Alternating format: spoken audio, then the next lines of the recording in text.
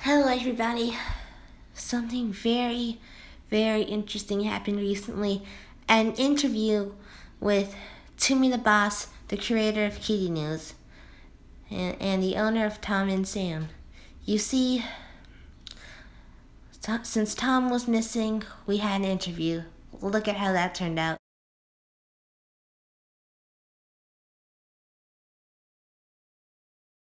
Hello everybody, this is a special episode of Dog News today because we have an interview with ToomeyTheBoss, as you can see. Why did you kill my cat? I did not kill your cat. Yes, you did. There's still an investigation going on.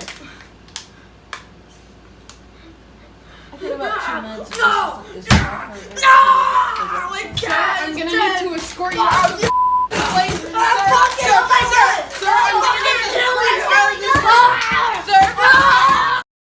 Yeah, that was very awkward for everyone, and I heard that, I'm getting worried right now that that happened? That was supposed to be an apology? There's so many hints on this case. There's thunder now, so we'll have to cover this in the next episode. Bye, guys!